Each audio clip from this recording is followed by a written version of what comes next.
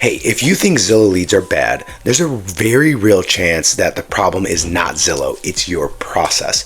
And I know that might sting a little bit, but it's actually true. Because Zillow is one of the best places in real estate to find high intent buyers. And most agents still lose. And it's not because the leads are broken, it's not because the buyers are fake, although some are, sure. But it's not because the platform doesn't work. They often lose because they step into a high-speed environment with no structure, no control, and no system for turning every conversation into closings.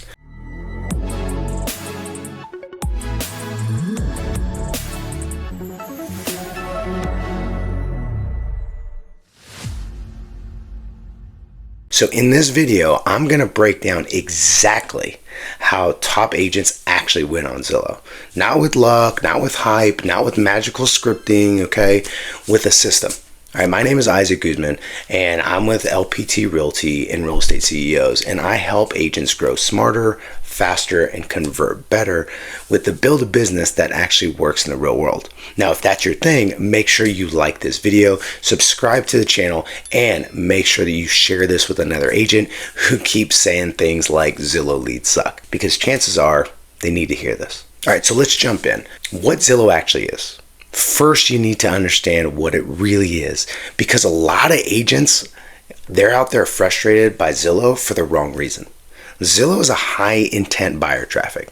That matters, okay? These are people actively looking at homes. They are clicking on listings and they are browsing, they're requesting tours, they're raising their hand about a specific property. So let's be clear, these are not cold leads in the traditional sense. These are not random names on a spreadsheet. These are people in actual motion. The part that agents mess up is this: high intent does not mean high trust. And if you don't understand that, the whole rest of your Zillow process completely breaks down. Okay, I've seen it before. Because the buyer is interested in the house. They're not automatically interested in you, or any agent for that matter. They do not know you. They do not trust you. They are not committed to you in any way. And you are definitely not there thinking, hey, I can't wait to build this relationship with this agent. They want information. They want access. They want help in some cases, right? Maybe they don't even know they need it. Maybe they want speed. Maybe they want a tour, but they do not yet have loyalty.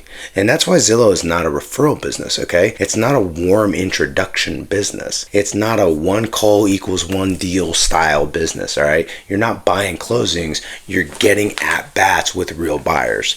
And that's a huge distinction, okay? Because if you really understand that, you stop being shocked by normal consumer behavior, okay? You stop taking resistance personally. You should really stop assuming every objection means this lead is bad. And you actually start building your process around what Zillow really is: a high opportunity environment that rewards agents that they actually use structure. That's the first big shift. Now, the second big thing that we should talk about is why most agents actually lose. Because this is where people get emotional instead of honest. Most agents do not lose on Zillow because the platform is bad. They lose because they don't know how to operate in an environment where speed, consistency, and good control matter. You know, I see this happen all the time. An agent gets a few Zillow leads, okay?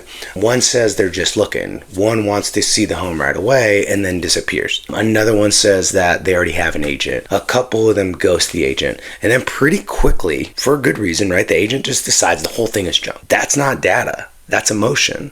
And the emotion is one of the fastest ways to fail on Zillow, I promise, okay? Top performers, they think differently.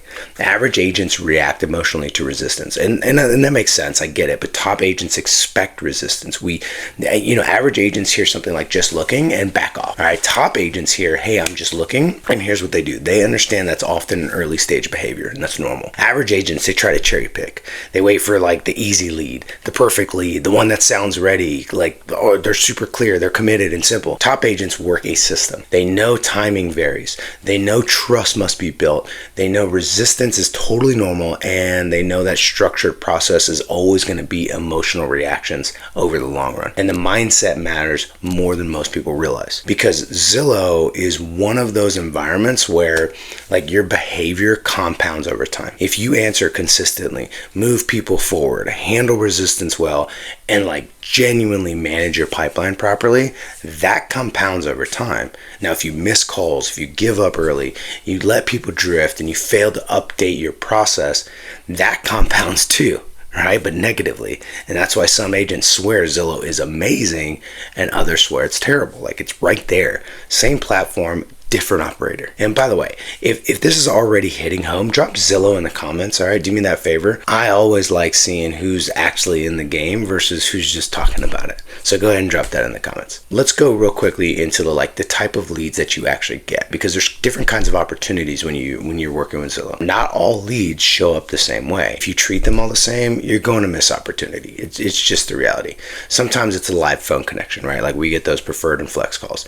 That usually means urgency. Somebody is active right now looking at a specific property, and your window to take control is actually pretty darn small. Sometimes it's a tour request, right? And that's an appointment driven thing. They're raising their hand for access, but you still have to guide the process, and you have that opportunity. Sometimes it's a real-time tour request that's even more urgent, and it requires like good notification hygiene and like better availability discipline. Sometimes it's a nurture lead, and that usually means the buyer is like super early in the stages. They're a lot more cautious. They're still sorting through like whether their timeline makes sense. And sometimes it's a profile lead, and that one matters because they actually chose you. They looked it up. What that usually means is that they're at least a little bit more open to like the relationship from the start. Different leads require different speed, but the same objective. It just stays the same. Move them to the next logical step. That's the goal. Not to impress them, not to win the whole relationship in one conversation, my God. Not to answer every question under the sun right then and there, okay? Move them to the next step. That's how top agents think. That could be a showing, it could be a consult, it could just be, let's just jump on a Zoom right now. But anyways, now let's get into the like make it or break it moment, the first call. This is where a lot of agents completely lose the whole plot of this thing because they misunderstand the purpose of the first call. The first call is not a consultation. It is not your chance to show how smart you are. It is not your chance to explain financing or talk about market stats or answer every random question that they have and build a 20-minute relationship. The first call has one primary purpose. Set the appointment, okay? That's it. Same day if possible, by the way. That is the job, and the call should usually be short, structured, and like super controlled. That's where so many agents right now genuinely lose control. They think longer means better. And I get that in other conversations, and usually it ends up worse though in this situation, because when the call drags, the control drops. And when control drops, so does confidence. Okay? And when confidence is low, the appointment starts slipping away. Now, here's another big mistake. Do not look up the property while you're on the phone. I teach this to a lot of agents. That sounds harmless, but it actually kills a lot of agents because now you're distracted. You're splitting your attention, right? You sound uncertain. You lose your rhythm. You're like reading the words in between answers. And suddenly the lead feels like, dude, I'm just talking to somebody trying to figure it out in real time, just like I was. And that's not the impression you actually want. It's the same thing how you reference the property. Don't say the full address like you've never heard of it before. So don't say, oh, I see you're looking at the property over here on 109 Main Street. That sounds stiff. That sounds unfamiliar. That sounds like you're reading, which you probably are. So you might want to say something like, yeah, oh yeah, the one over here on Main Street, or the place over there in that area, right? Like that sounds more natural. That's how you would talk to a normal person. That sounds like you know the actual market. It sounds a lot more confident. And here's the thing about that. Confidence matters a ton in the first few seconds. What should the structure sound like? Super simple. Intro, move toward the appointment, set expectations, ask a few useful questions, close for the next step. That's it. What most agents do instead is they talk too long, they explain way too much, they answer random questions because they lost control, they wander away from the appointment, mistake activity for progress. Okay? And that's why conversation feels good, but like nothing actually gets booked and nothing comes out of it. Good is not the standard. Okay? Movement is the standard. Having a good conversation is not the standard. I'm saying it again for a purpose. Movement is the standard. Now let's talk about resistance though, because this is where agents start judging the lead instead of understanding the lead. You're going to hear things like, I'm just looking. We're not ready. We already have an agent. We wanted to talk to the listing agent. I just had a quick question. I want to see it at 3. Like if those lines throw you off, Zillow is going to feel exhausting. 100%, because those are normal. That's not weird behavior at all. You need to get that like lodged in there. That's early stage buyer behavior. Take I'm just looking. A weak agent hears that and mentally disqualifies the lead. A strong agent hears that and realizes one of two things is probably actually happening, right? Either the buyer is really early or they just don't trust you yet and they're protecting themselves with a smokescreen. Okay, either way, that response does not mean stop. It means guide. So instead of like reacting emotionally, get clarity. What does just looking mean? Just looking casually, just looking until the lease ends, just looking until they find the right school district, right? Just looking before getting pre-approved. Like those are very different situations with different timelines. Same thing with like we're not ready, okay? Not ready for what? Not ready for this week, not ready to write, not ready to like talk to a lender, not ready until they sell something else first. Here's the thing, top agents don't react to the surface statement. They get context. If someone says, hey, we already have an agent, a lot of people either get super defensive or like give up way too fast. Neither one is strong. Stay calm, get context. Why wasn't that agent available? Is that a signed relationship, or did they just talk to someone once? Is it a real commitment or a loose connection that they have? And if it is real, established representation, like a good relationship, fine, respect it. But even there, you can still handle it professionally and create future opportunity. Let's talk about like the listing agent objection, okay? Because we get that. A lot of buyers actually think that like talking to the listing agent somehow gives them an advantage, and sometimes maybe they're right, but your job is not to be weird or defensive. Your job is to explain representation simply. The listing agent represents the seller, and buyers generally make better decisions, in my opinion, when somebody is helping them from their side. And that's the frame. Calm, super simple, be clear, not combative, and there's a principle that you really need to hear. Do not judge your Zillow process on one call. Okay, judge it on reps. 10 leads is not enough data. A weird week is not enough data. A few rough objections in a row are not enough data. You need volume plus consistency before you can actually judge what's actually true, whether the lead source is good or your objections do well. That's how good operators actually think. Okay, so real quick, if you want me to do another video specifically on Zillow objection handling, like the first call or scripting or, how to make appointments better, comment below and tell me which one you actually want, and I'll make that.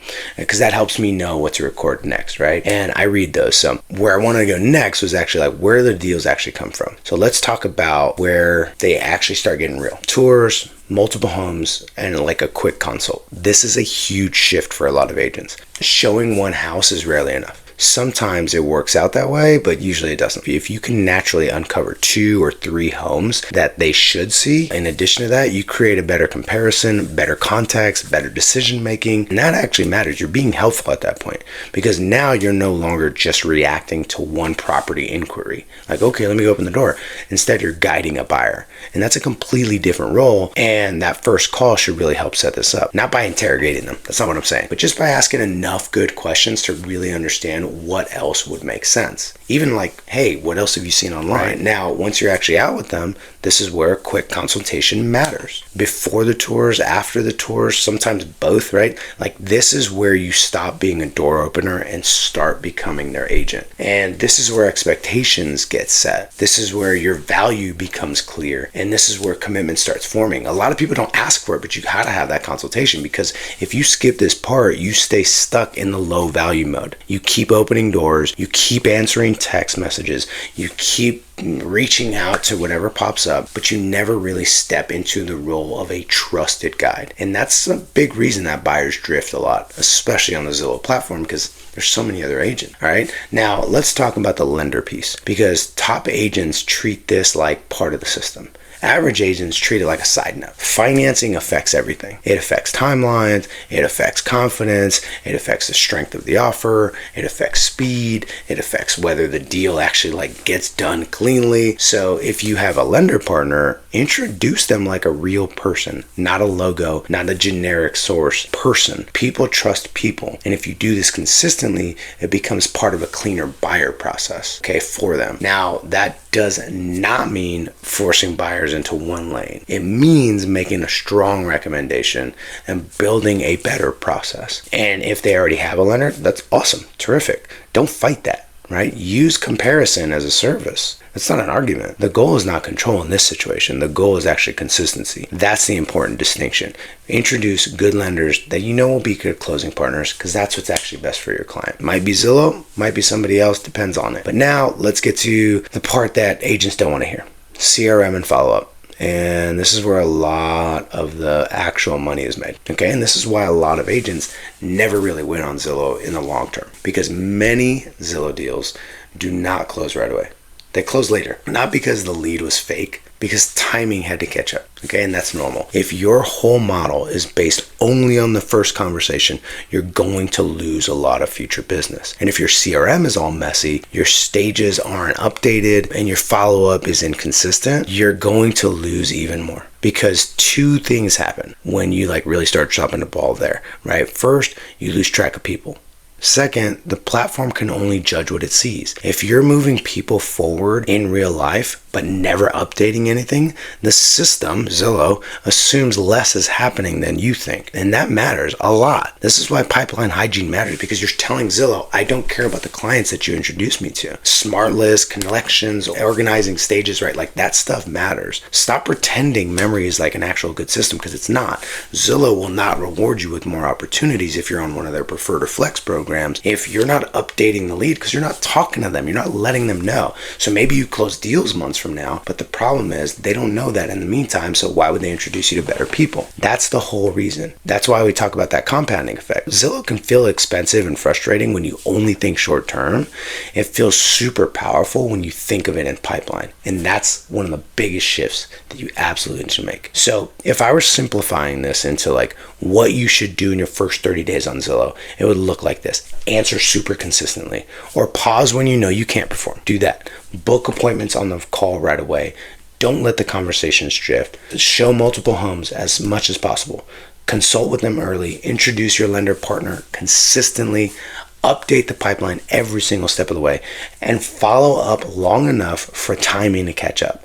That's the system, okay? No hype, no luck, not random hustle, not blaming the platform every time someone acts like a normal buyer. So here's the truth. Zillow isn't the problem. Inconsistent execution is. And once you understand that, everything starts to make way more sense. Trust me. You stop expecting instant trust. You stop overreacting to objections. You stop confusing activity with progress, and you start building a real process. That's how top agents win. Not because they're lucky. It's actually because they're consistent long enough for the system to work. Now, here's the thing. If you have value from this, do three things. Like the video, subscribe to the channel, and send this to another agent who really needs to hear it. And if you want me to build the next video on Zillow scripts, objection handling, CRM follow-up, or converting more tours into signed clients, drop that in the comments, and I'll use that to shape the next one. You can also book one-on-one time with me by going to the link in the description below. I can connect you with any one of my partners to help you with any area of your business. We are over 1,500 strong now, and we keep growing, so we're super excited to always help out agents just like you all across the US and Canada. I'll see you on the next video.